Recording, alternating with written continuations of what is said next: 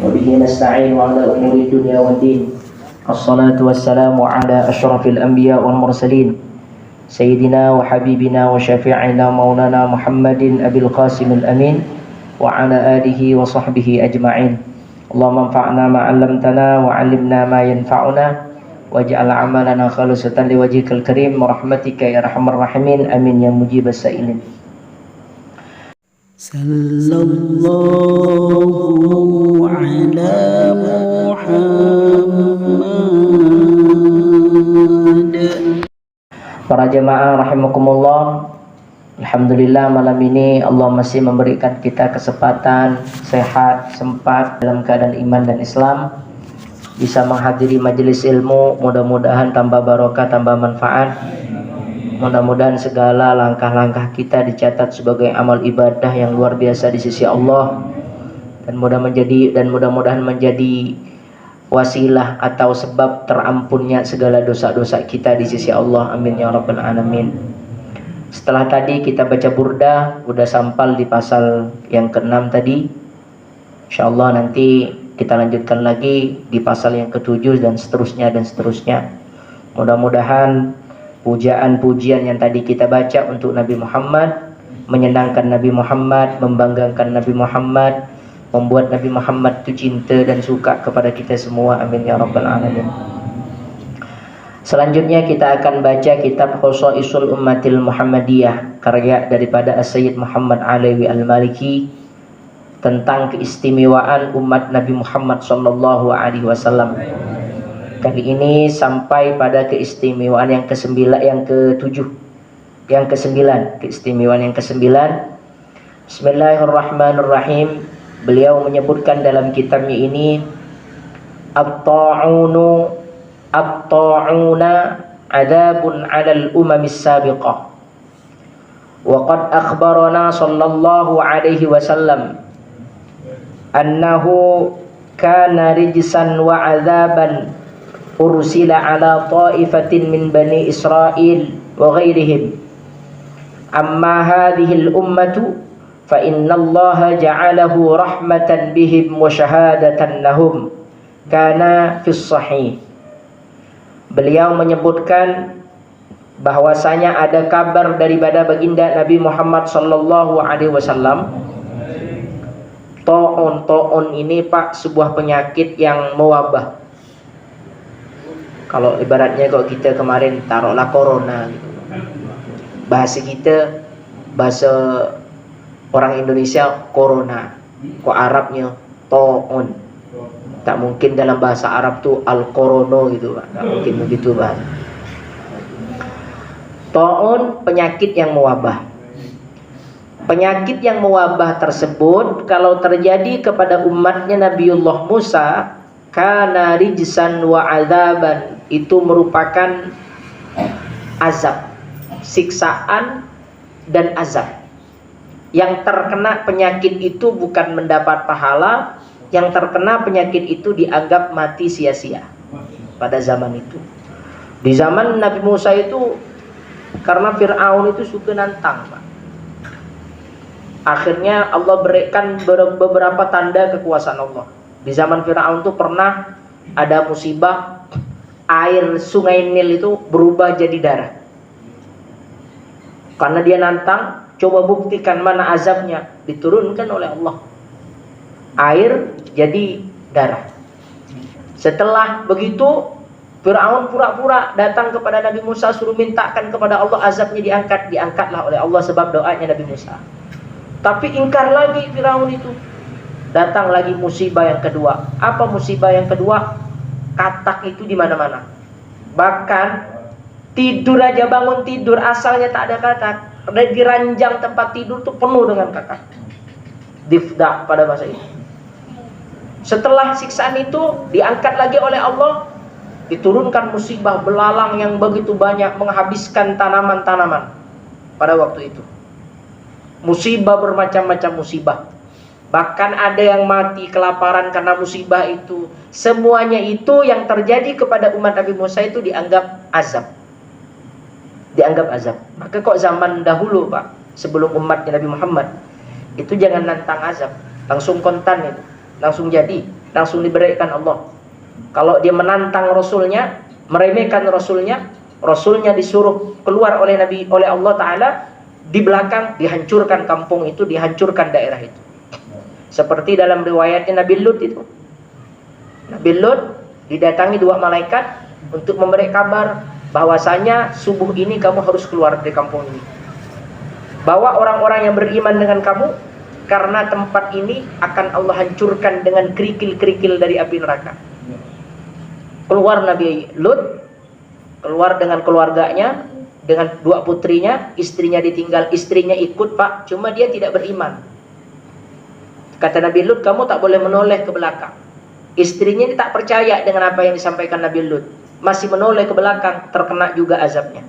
Maka kampung yang dulu dihuni oleh Nabi Lut itu habis rata dengan tanah, masyarakatnya mati karena terkena kerikil-kerikil dari api neraka jahanam tadi, rumah-rumahnya pun hancur.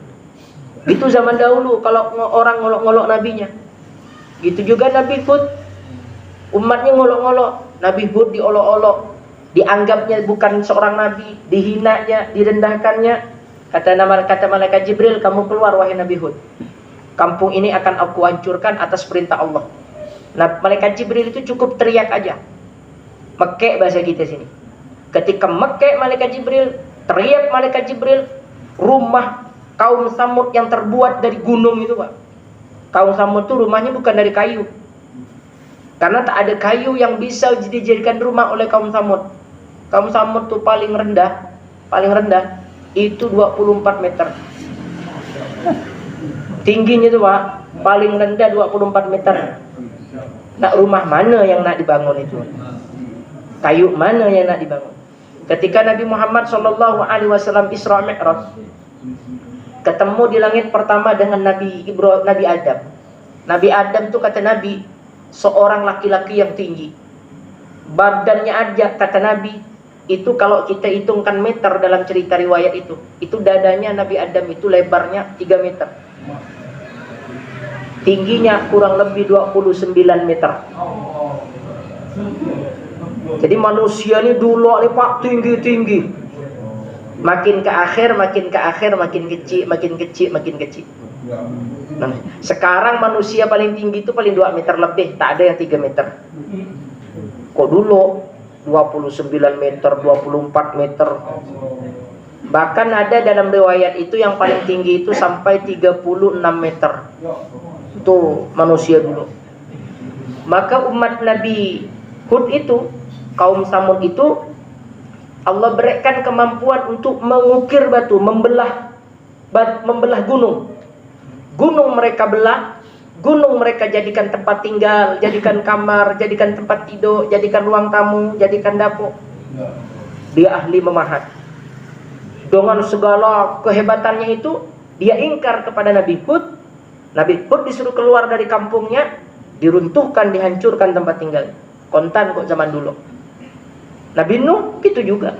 Diolok-olok Nabi Nuh 950 tahun ngajak Nabi Nuh, berdakwah Nabi Nuh. Yang ikut cuma 80 orang. Dakwahnya 950 tahun. Nabi Muhammad berdakwah di Mekah sampai pindah ke Madinah 23 tahun. Pengikutnya ribuan, bahkan sampai sekarang jutaan, miliaran pengikut Nabi Muhammad. Itu perbedaan keistimewaannya umat Nabi Muhammad dengan umat dahulu. Karena tak percaya dengan Nabi Nuh, Nabi Nuh disuruh berangkat dengan kapalnya. Allah turunkan air dari langit. Nah, air itu bukan hanya dari langit, dari atas turun sebagai hujan, lalu dari bawah keluar sebagai sumber mata air.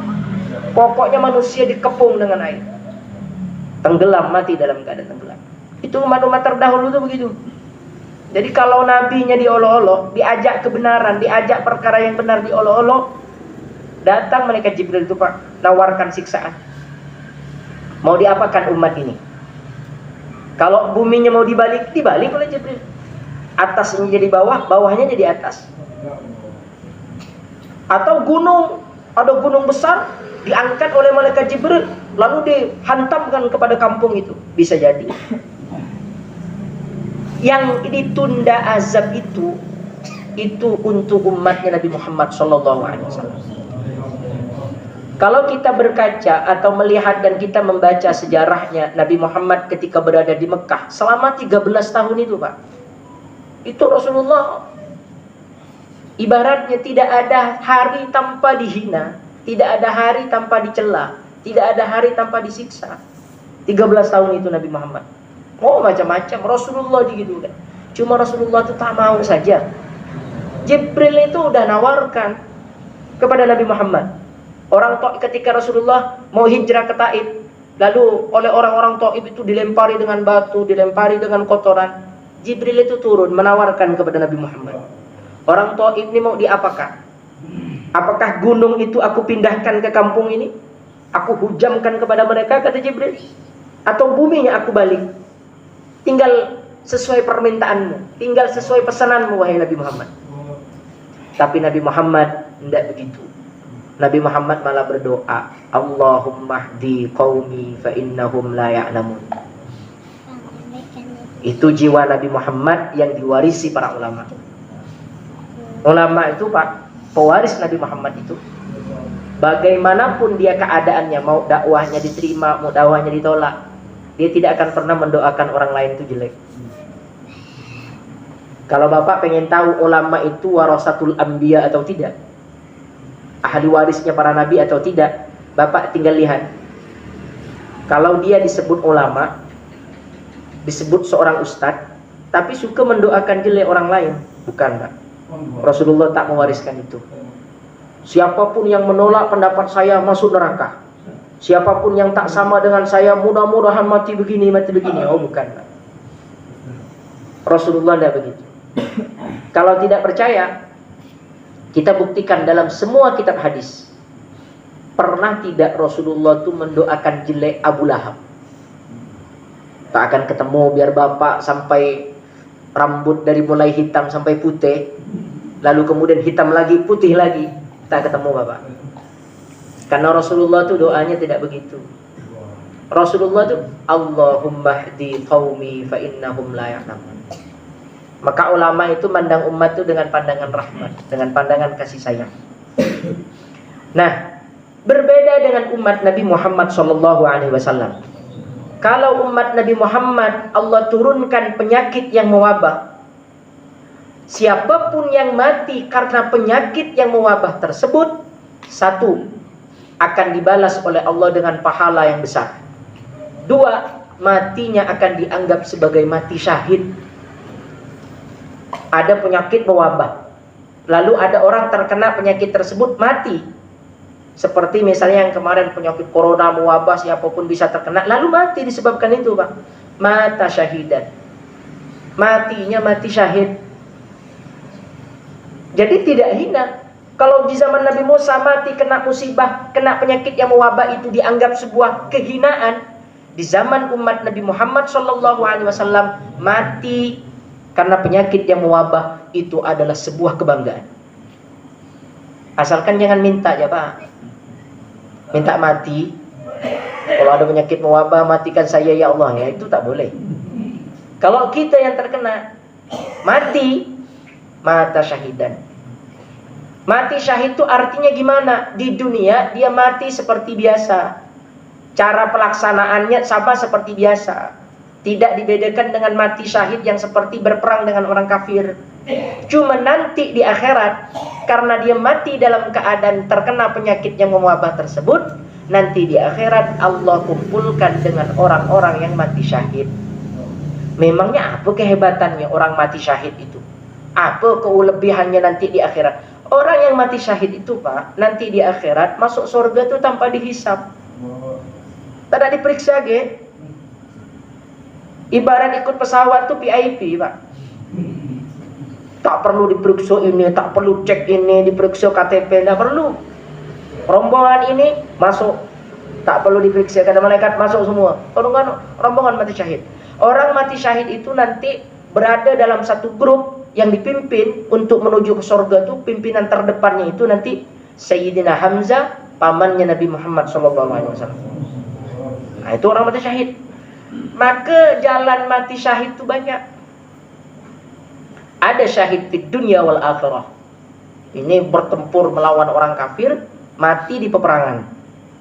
Kalau bertempur dengan orang kafir, luka, dapat seminggu baru mati, itu tidak syahid, Pak. Tapi dia dapat pahala yang besar. Tapi kalau mati di peperangan itu syahid. Maka di zaman Nabi itu orang tuh tak ada cerita takut mati, Pak. Kenapa zaman sahabat itu tentara Muslim pada waktu itu, kata tentara Rom, kata tentara Romawi yang sudah berperang, yang sudah menjelajah dan menaklukkan beberapa negeri, yang kekuatan dan kehebatannya sangat luar biasa, tentara Romawi itu pernah ditulis dalam sejarah. Kata tentara Romawi itu, saya tak pernah melihat tentara yang berani seperti keberaniannya tentara Muslim. Kalau udah berhadapan-hadapan dengan musuh tuh, mati itu memang yang ditunggu. Kenapa? Karena orang mati syahid itu yang jemput langsung tuh bidadari, Pak. Rasulullah itu pernah menceritakan kepada seorang sahabat, pernah menceritakan tentang seorang sahabat, saya lupa namanya. Sahabat itu disuruh menikah oleh Nabi sampai 3 kali. Dia ini tak punya apa-apa, Pak. Kata Rasulullah, kamu mau menikah? Mau ya Rasulullah. Menikahlah. Dia tidak menjawab karena dia tahu tak mampu bayar mas kawin, Pak. Jangankan yang lain, mas kawin dia tak mampu. Tapi Nabi suruh perintah terus. Akhirnya sampai yang ketiga kali Nabi suruh lagi, kamu menikah. Lalu kata sahabat tersebut mikir dalam hatinya, Rasulullah udah 3 kali. Ini kalau saya menolaknya sampai ketiga kali ini takut berdosa. Akhirnya dia bilang, Pak, ya Rasulullah, kalau begitu saya serahkan semuanya urusannya kepada Nabi. Baik, Rasulullah yang carikan perempuannya, Rasulullah yang melamarkannya, Rasulullah yang beri mas kawinnya. Cuma ketika hari ini dia udah belanja, hari ini belanja, besok mau kawin, Pak. Hari ini turun perintah perang. Harus berperang hari ini, harus siap-siap berangkat berperang. Sahabat tadi yang mau kawin ini milih kawin atau milih perang? Dia milih perang, Pak. Milih perang. Setelah perang selesai, umat Islam menang. Yang pertama kali dicari oleh Nabi Muhammad SAW, pemuda ini yang besok nak kawin itu. Cari, kata Rasulullah, besok dia mau kawin. Ketika dicari oleh para sahabat, ternyata dia udah mati, Pak. Didatangi oleh Nabi Muhammad SAW. Ketika didatangi oleh Nabi Muhammad SAW, Nabi Muhammad asalnya melihat wajah sahabat itu, dilihat wajahnya sahabat yang meninggal ini, lalu kemudian Nabi berpaling, Pak. Seolah-olah Nabi ada sesuatu yang aneh gitu, dilihat tapi kemudian berpaling. Sahabat nanya, ya Rasulullah, kenapa engkau tadi melihat kemudian berpaling? Aku malu dengan bidadari. Ternyata pemuda ini tadi sudah dijemput oleh bidadari dan betisnya tersingkap membuatku malu. Itu orang mati syahid. Tapi bukan yang bunuh diri, Pak. Bukan bom bunuh diri itu. Ada klub malam, ada tempat maksiat yang kata dia, lalu bawa bom bunuh diri di situ untuk menghancurkan kemaksiatan. Oh, bukan begitu. Amar ma'ruf nahi mungkar tidak demikian. Kenapa? Karena menjaga jiwa manusia itu hukumnya wajib. Yang di situ, yang ada di tempat maksiat itu bukan hanya orang non muslim, ada muslimnya juga. Rasulullah saja menginginkan umatnya yang bermaksiat bertobat, lalu kemudian kita dengan pemahaman kita mau membunuh dia dengan menghancurkan dia dengan bomnya tadi. Itu memutuskan harapan Nabi Muhammad SAW.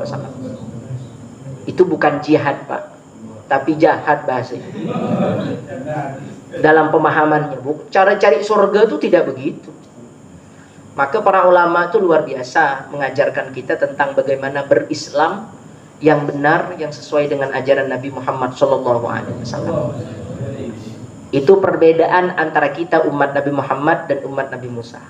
Umat Nabi Musa terkena musibah, umat Nabi Musa terkena penyakit yang mewabah, itu sebagai azab. Sedangkan kita sebagai umat Nabi Muhammad terkena penyakit yang mewabah itu bukan sebagai azab, tapi sebagai rahmat, sebagai kasih sayang Allah kepada kita. Kenapa disebut kasih sayang? Diberi pahala yang besar dan dianggap mati dalam keadaan syahid. Di antaranya bukan hanya penyakit mewabah ini, Pak. Ada orang perempuan hamil, mati melahirkan, itu syahid. Ada orang mati karena terbakar, syahid. Ada orang mati sedang menebang pohon, lalu terkena pohon tadi, mati syahid. Ada orang mati tenggelam, matinya mati syahid. Ada orang mati tabrakan, matinya mati syahid. Ada orang mati dalam keadaan menuntut ilmu, belajar, matinya mati syahid. Ada orang mati karena cintanya tak tersampaikan. Putus cinta, taruhlah begitu. Wanita yang dicintainya malah menikah dengan laki-laki lain.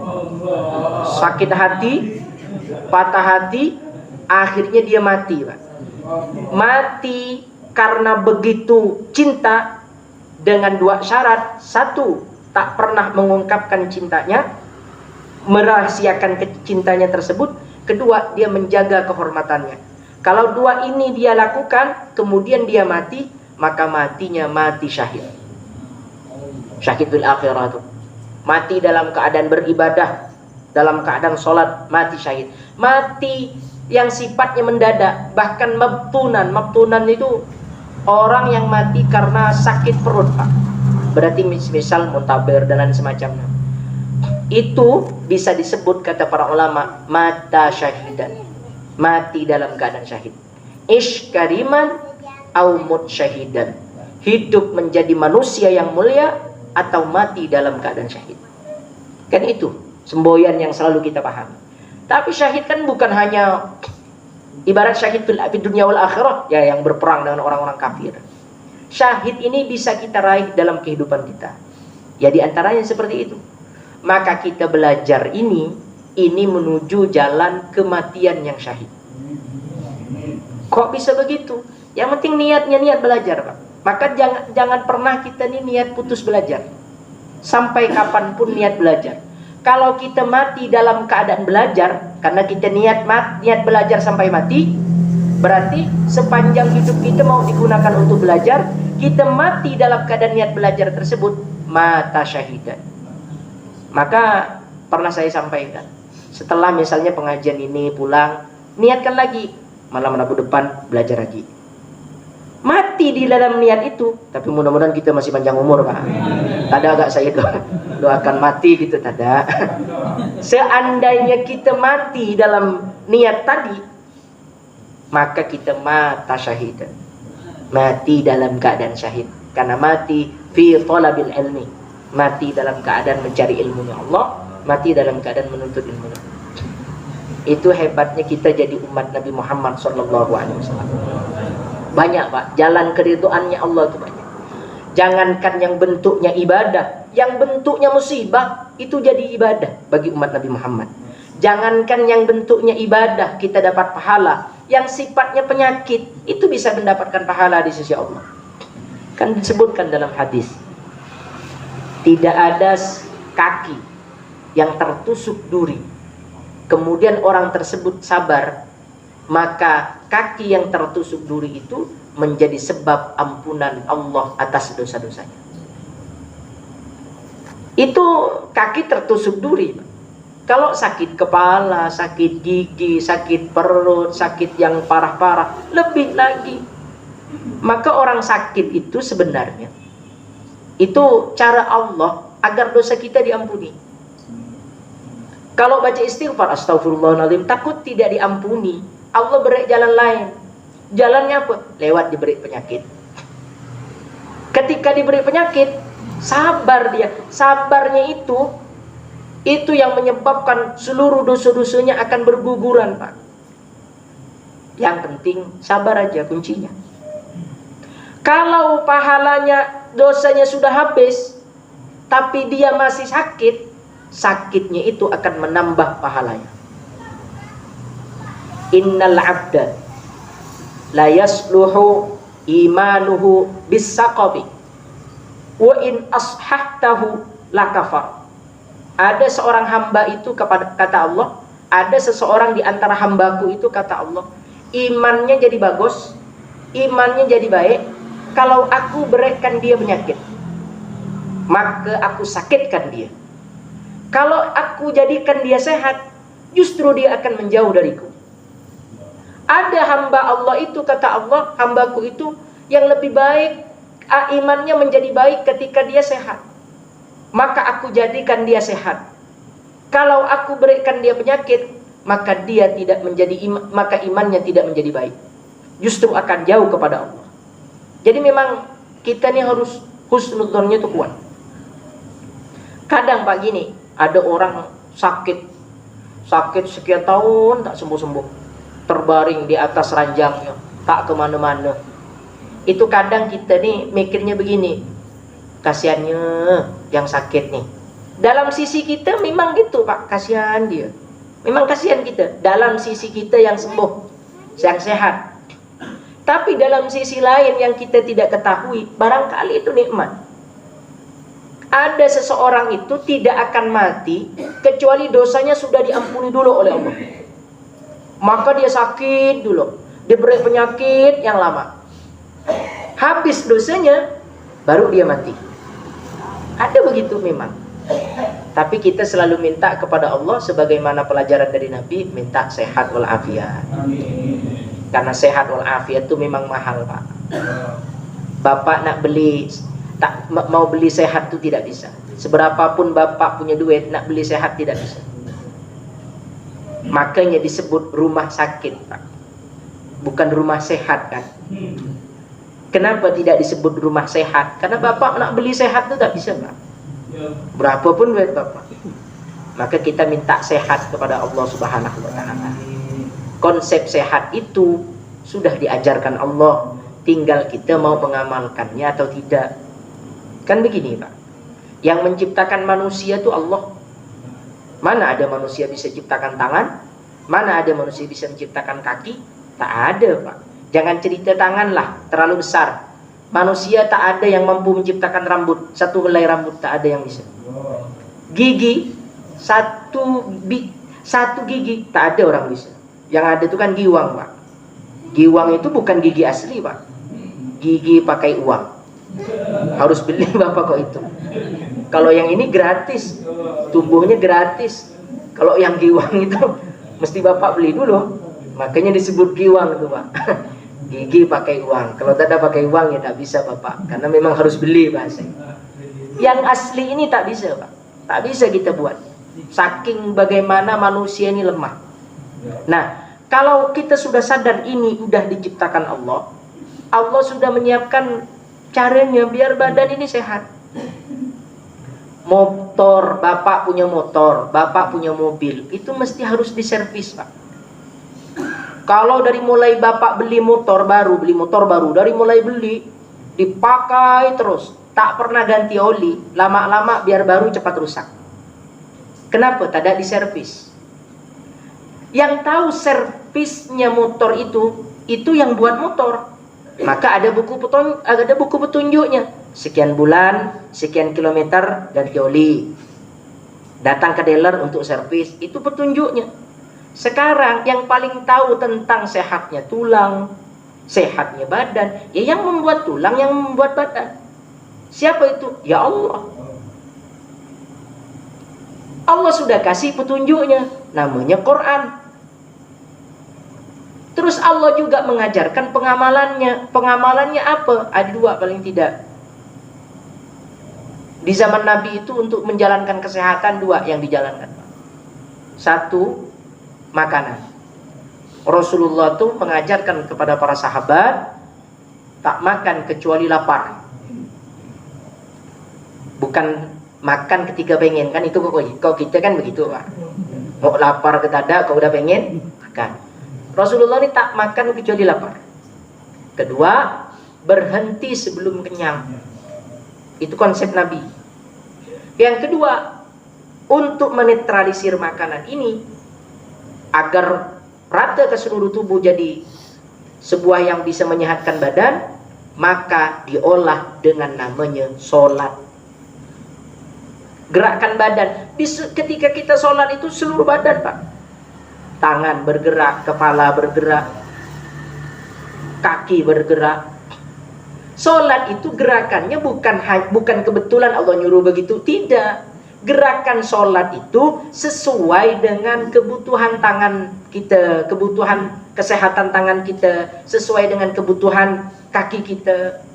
Nah, itu sholat. Maka sholat itu cara Allah memberitahu kepada kita sebagai bentuk penghambaan kita kepada Allah, juga sebagai servis badan kita. Kalau kita tak pernah servis badan nih Pak, bahaya Pak. Nah, kalaupun kita udah servis, udah ngerjakan sholat, masih penyakitan, masih terkena penyakit, lalu bagaimana Ustaz? Itu bagian dari cara Allah agar kita menambah pahala lewat pahala sakit itu. Ini bukan berarti Bapak ketika sholat lalu niatnya untuk sehat. Kenapa sholat? Biar sehat badan. Berarti Bapak nganggap sholat itu olahraga. Niatnya salah juga. Sholat itu meskipun begitu, di antara hikmahnya, di antara keutamaannya, tapi kita tak boleh niatkan sholat untuk itu. Sholat itu apa? Ketaatan. Disuruh sholat, udah sholat aja. Jangan jadi Bani Israel Pak. Bani Israel umat Nabi Musa tuh kalau disuruh nanya terus dia Pak. Kalau umat Nabi Muhammad disuruh qalu sami'na wa ata'na. Kalau umat dahulu Nabi nyuruh begini ditanya, kenapa disuruh begini? Kenapa begini? Kenapa begini? Kenapa begini? Akhirnya Bani Israel itu dimurkai Allah karena dia suka nanya Pak. Bertanya sesuatu yang tak semestinya ditanyakan. Nah maka kita kalau sholat itu sholat aja. Perintah Allah sholat, sholat. Tanpa harus kita memikirkan apa dampak dari yang kita lakukan. Yang penting itu taat dulu. Karena ketaatan itu mendekatkan kita kepada Allah Subhanahu wa taala. Maka beruntung jadi umat Nabi Muhammad SAW. Semoga barokah manfaat. Semoga berbarengan dengan keridhaan Allah Subhanahu wa taala. Amin ya rabbal alamin. Demikian, mudah-mudahan menambah kecintaan kita kepada Nabi Muhammad SAW. Amin ya rabbal alamin. Subhanakallahumma wa bihamdika asyhadu an la ilaha illa anta astaghfiruka wa atubu ilaik.